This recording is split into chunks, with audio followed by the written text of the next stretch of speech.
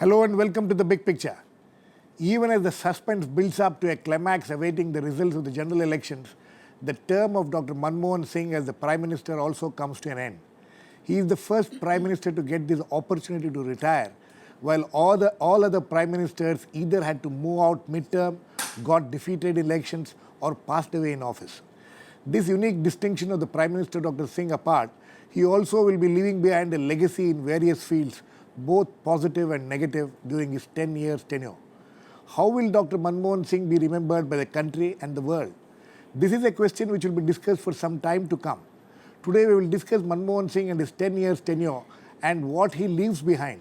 To discuss this, I have with me Pinak Ranjan Chakravarthy, former Secretary, Ministry of External Affairs, Prof. Zoya Hasan, National Fellow, ICSSR, Prof. Aditya Mukherjee, Center for Historical Studies, JNU, Dr. Praveen, Center for Economic Studies and Planning, JNU, and Paranjoy, Guha, Thakurta, Senior Journalist. Welcome to all of you.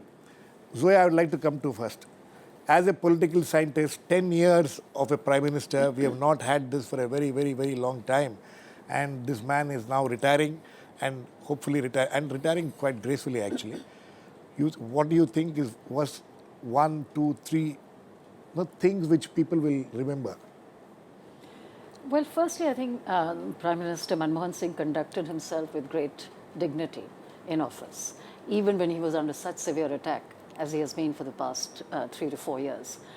He's been very gracious, and also his integrity. I think that even the leader of the opposition in the Rajya Sabha recently acknowledged that is not to speak of Ratan Tata, who also spoke of his integrity.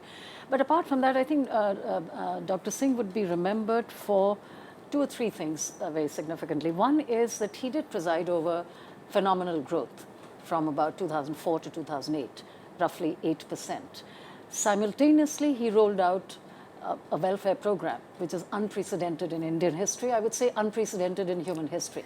No other government anywhere in the world has, in a period of 4 to 5 years, introduced such substantial rights-based legislations and, above all, invested in the realization of that. Now, of course, there are a number of questions that are now being raised about corruption and so on with regard to the implementation of Narega.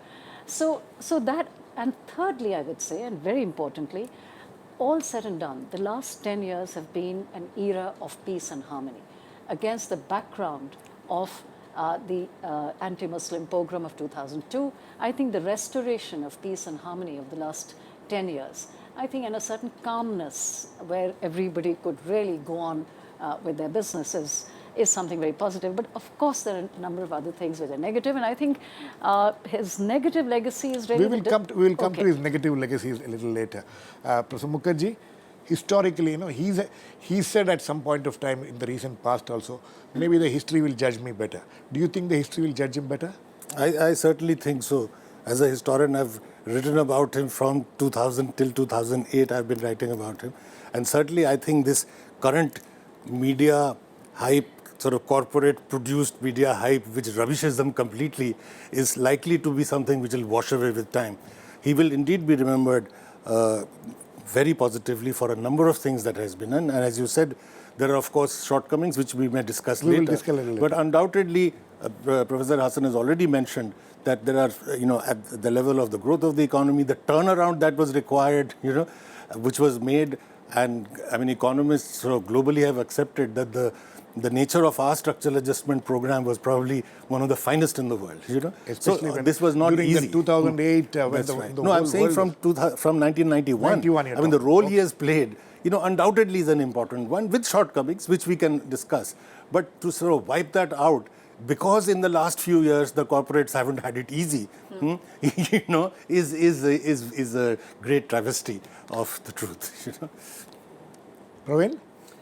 No, my take economic, is, let yes, us... Yes, I'll focus only you on focus on the economic thing, because this is something which when he, in 1991, there was huge hopes, and he, to a great extent, he lived up to those hopes by the end of 1996. According to a lot of people, he brought in major changes in his economy.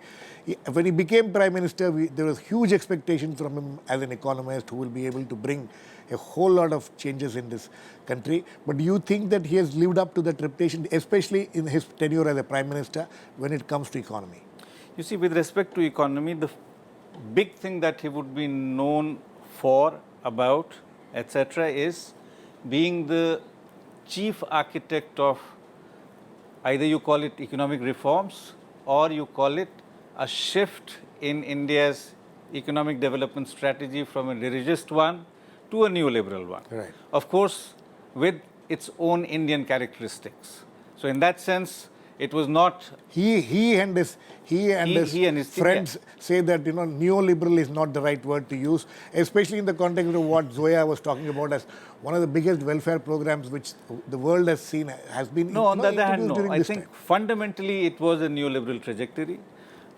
Yes, for reasons which are obvious in the Indian context, a number of things had to be done. Also, given the complexity of Indian polity, it was not easy for the Indian neoliberal project to be any classic textbook fund bank model kind of project. It could not have been an African project, etc., even if Dr. Singh had wanted that. Right. Nonetheless, fact of the matter is that he was the architect and he has presided over that project for much of this period.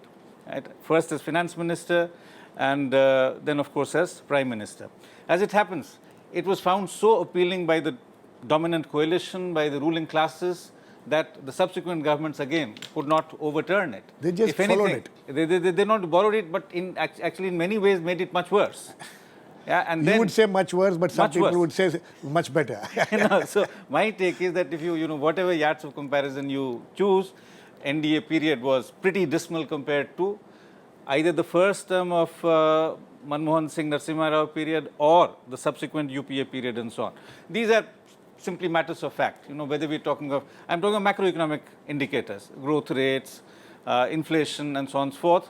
Of course, when it comes to the last few years of UPA, particularly UPA 2, we find that with respect to job, with respect to inflation, etc., things have possibly become much more problematic compared to the earlier period. But as earlier mentioned, that maybe negatives we can talk about later. But the positives, sort of the You have project. only spoken of negatives so far. No. Growth rate, as I said, I mean, sort of he set out to. Further negatives are you going to speak about? The simple thing is that it promised a certain kind of growth rate, not only a certain rate of growth rate. Rate of growth rate, sure.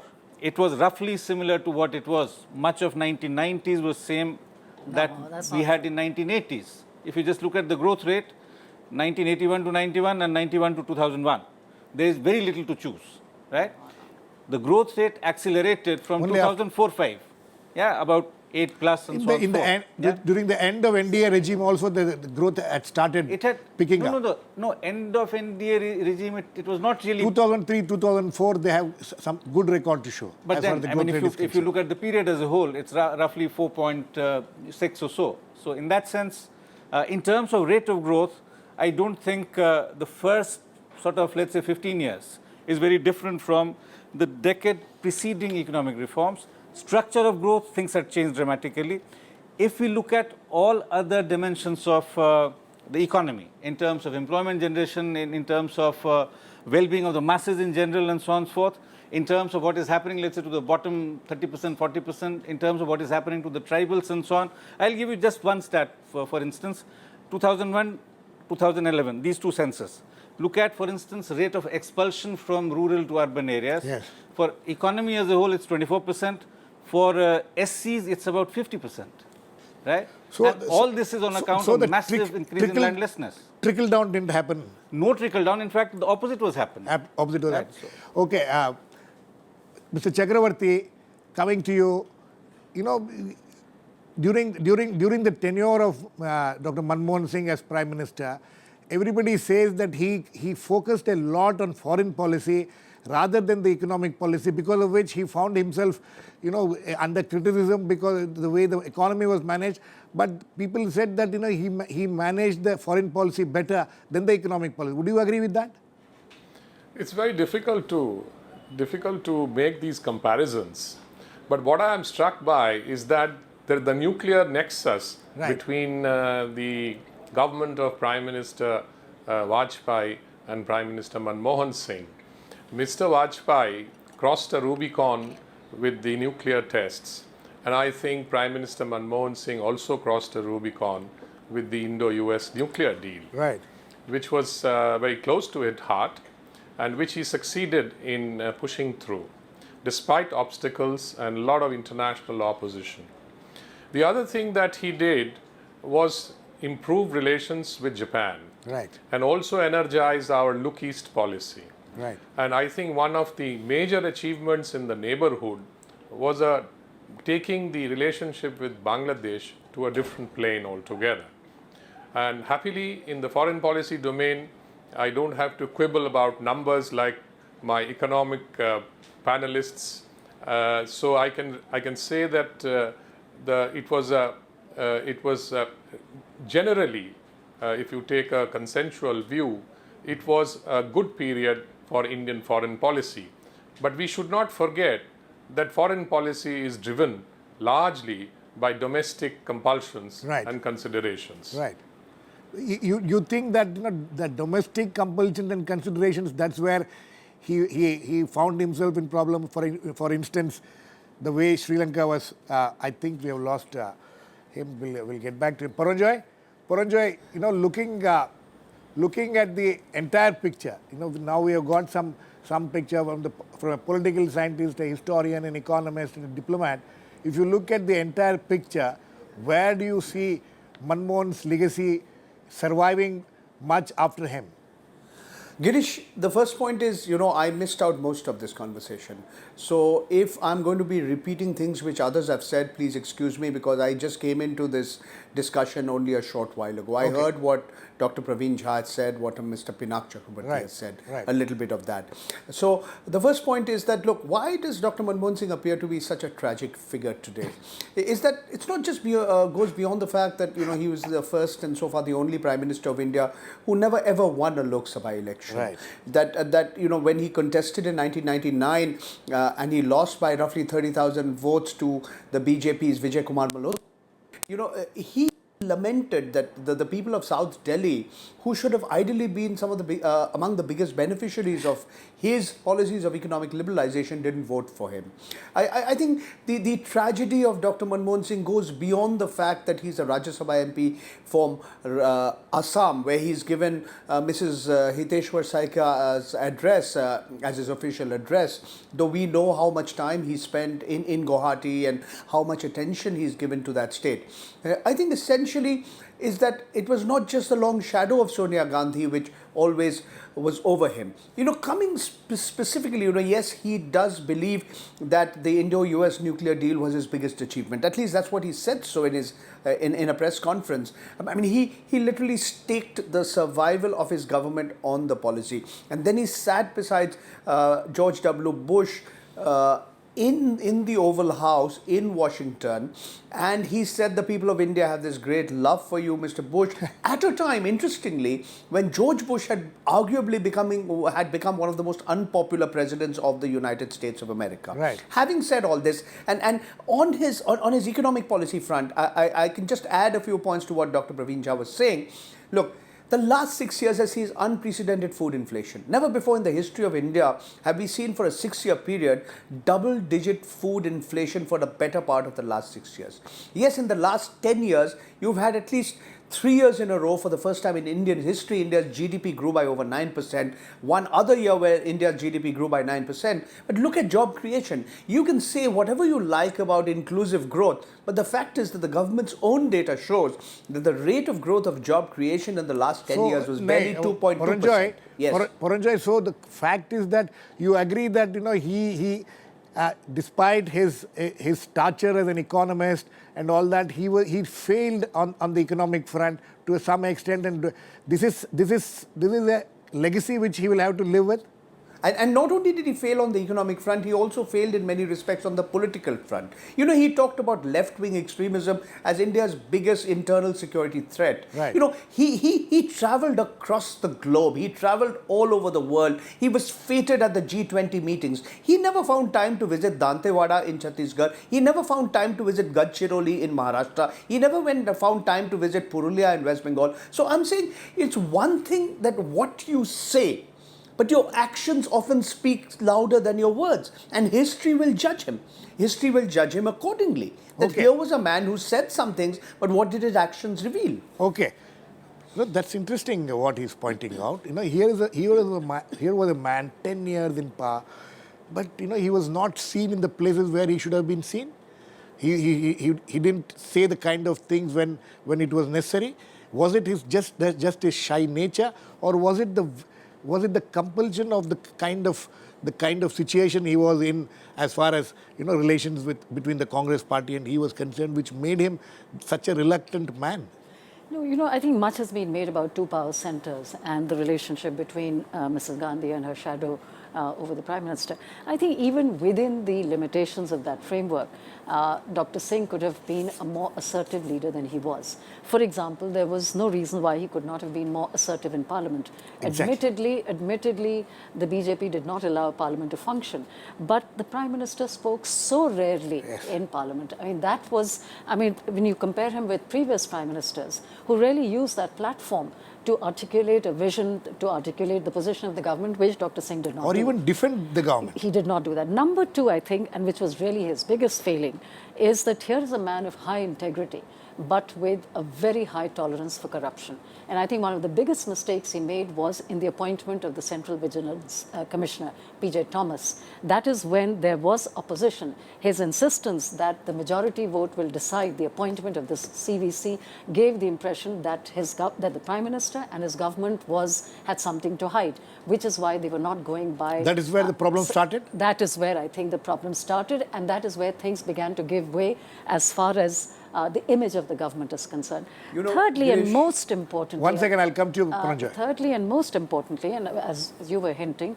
I think that one of the greatest failings of the Prime Minister, somebody who was a scholar, very scholarly, and there was great appreciation for him in world forums. His advice was much sought after. But he doesn't seem to be giving the same advice in the country. I mean, he was very ready to go to World Economic Summits, to G10 and G20 and G7, and articulate his view. Whereas he did not do the same in India, and that was, I think, so it's his non-communication, his silence.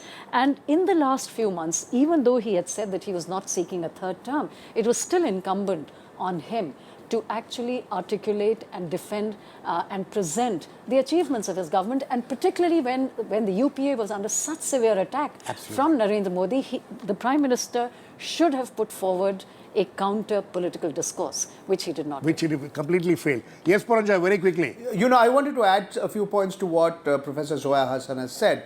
Firstly, on him turning a blind eye to corruption when it's ministers around him. Look, soon after he became Prime Minister in 2004, he told the Coal Secretary, Mr. P.C. Parak, that you should have public auction of coal acreages and coal blocks. Right. I mean, in his own ministers did not listen to him. It took 8 years for his own government to change the rules. Meanwhile, the best coal acreages had been allotted, and his own ministers are being accused of all kinds of corrupt practices. When it came to the reappointment of Mr. A. Raja as Communications Minister, he cited the compulsions of coalition politics. Absolutely. I mean, there were 18 members of parliament belonging to the DMK, which were part of the UPA. So as but people forget, the compulsions of coalition politics. That in Chennai, Mr. Karunanidhi's government was propped up by 34 MLAs belonging to the Congress. Who stayed out of the government, whom? actually. That's correct. So who needed whom? So why didn't he assert himself on such occasions? Can I just make this one point to the three issues that I raised? I would say that despite coalition politics, the one basic problem with this government was and with the way in which the Prime Minister was running the coalition, there's been a great deal of institutional regression. I think that's been a major issue. Yes, Professor Mukherjee. Manmohan Singh 1 and Manmohan Singh 2, that is UPA 1 and UPA 2, there was a huge difference in the way he functioned and the way. Where do you think it went wrong in UPA 2? I would actually start with Manmohan Singh as Finance Minister, then as Prime Minister. Yeah. What has been his trajectory? Yeah. See, there is no doubt that, as Jawaharlal Nehru used to say, that you cannot have distribution if you haven't had growth. So Manmohan Singh did bring into the picture certain institutional changes which enabled India to move on to a growth path which was significantly different from the previous growth path. And it was different from even the 80s, as Praveen says, because the 80s was, everybody agrees, on not sustainable growth. The 80s growth led to the crisis in 91. So there was a different kind of growth that came in. The other part that Professor Hasan was saying was the social democratic measures that this government brought in. Right. And the failure, I would say, in that was of governance. And included in governance is putting across your point of view. I think one of the chief failures, the reason why we are lambasting Manmohan Singh is because the perception of some people has suddenly changed. After all, he was the blue-eyed boy of Indian business. Absolutely. But the moment they cannot perform the way Modi performs for them, that is hand out, endless amounts of land for a pittance. No, but the moment you bring in laws which are pro-people, then Manmohan Singh suddenly becomes very bad. Professor Mukherjee, the irony is that the same charges are being hurled against Dr. Manmohan Singh also. What is the 2G controversy? What is the coal scam? Praveen? No, you see, in terms of being pro-corporate, there is very little difference between UPA and NDA. Right. I do not want to talk about individuals there. Right. But of course, UPA was being led by... No, we will have enough time and to discuss all these things in future. Yeah, but so in that sense, basic economic philosophy, there is very little change.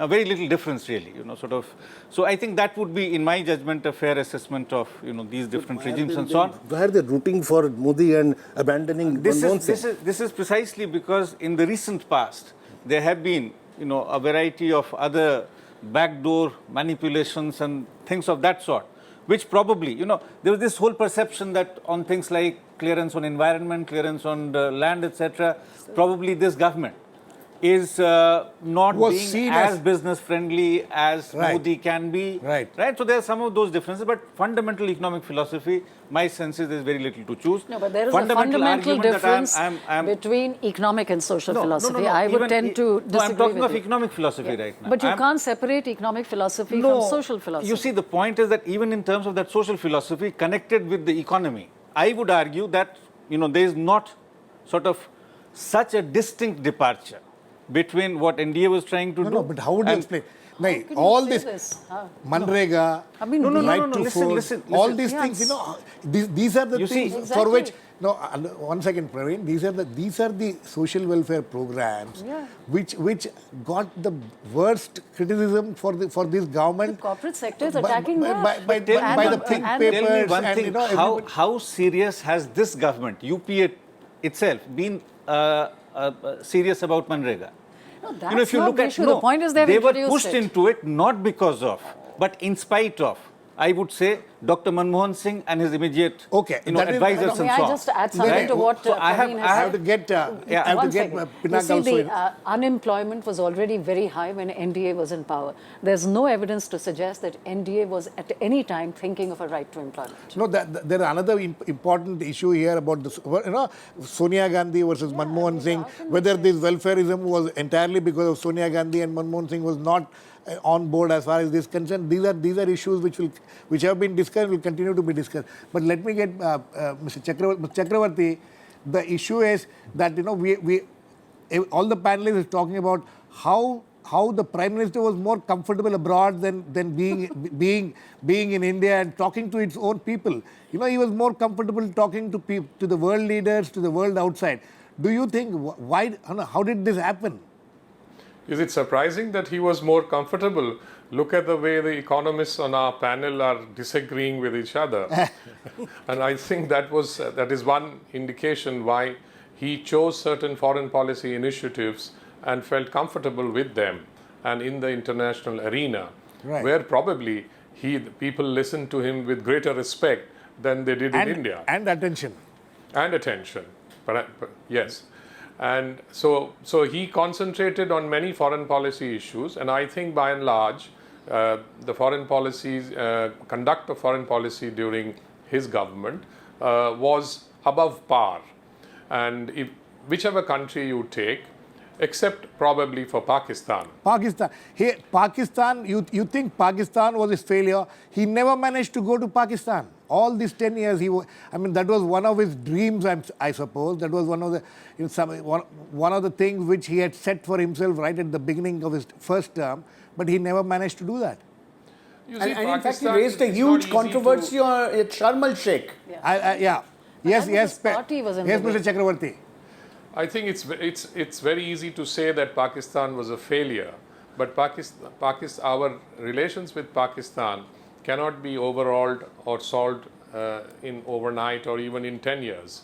I think the basic problem is not in Delhi or in India, but it is there But do you in Pakistan. think, Mr. Chakravarthy, do you think that in the 10 years, in 2004 when he took over and now in 2014 when he's handing over power, you think anything substantially has changed as far as Indo-Pak relations are concerned?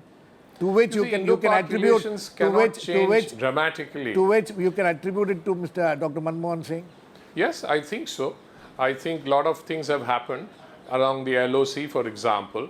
There have been skirmishes, there have been problems, but by and large, if you compare it with the past, there has been a relative degree of tranquility. There has been cross-LOC trade going on, and trade has increased with Pakistan manifold, despite the fact that MFN has not yet been given.